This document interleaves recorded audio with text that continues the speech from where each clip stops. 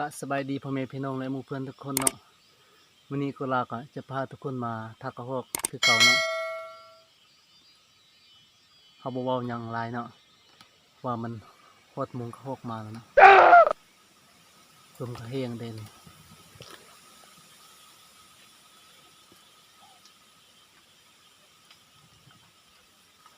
เดี๋ยวนี้เราจะมาทำบนเฮ็ดบนหนังเนาะ Okay, let's go. มาแปลงบนหนังมันดีเนาะ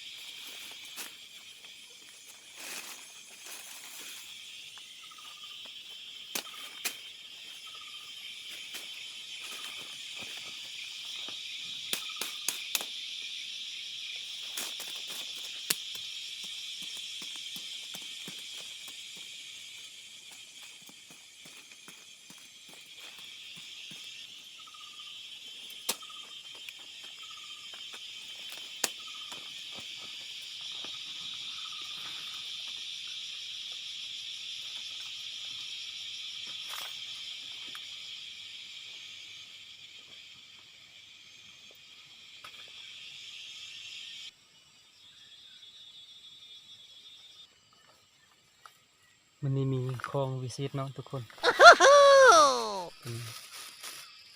คลองวิเศษยาอันใดอยู่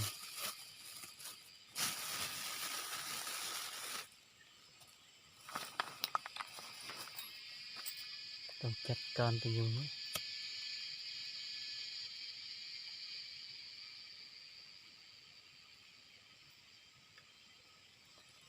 อย่าอุดยุงเนาะ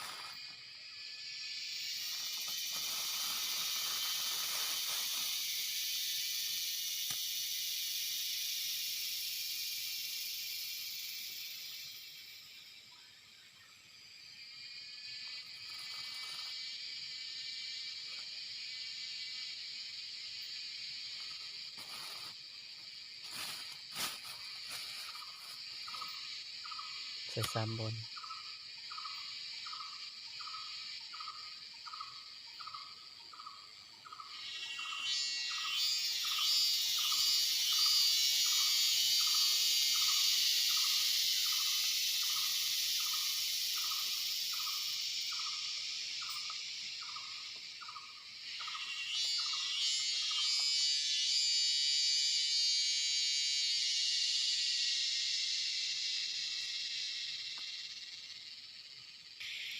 ถ้าเขาหกกินหมักไหมเนาะทุกคน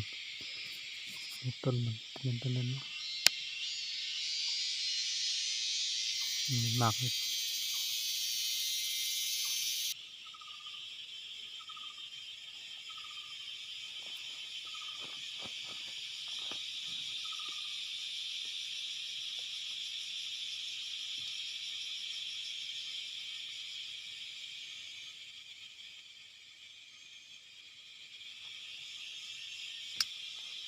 ได้ยินนะทุกคน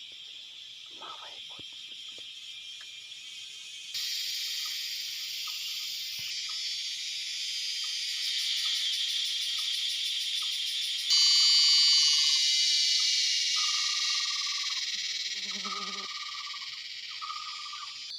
มือนี้บ่ได้หลายเนาะได้เลยกระหอกตัวเดียวเมื่อกี้บ่ได้ถ่ายตอนยิงเนาะเพราะว่ามันมืดนะตัวเดียวนะ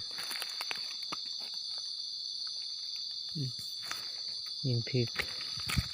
ข้ามด้วยมันลงไวโพดนะตัวนี้เป็นตัวมันขึ้นเนาะขึ้นไวโพดเขาบ่ได้ยิงนะแต่มันลงยิงได้คลิปนี้ก็จบซ้ำนี้นะนาจะมาท่าไหมนะ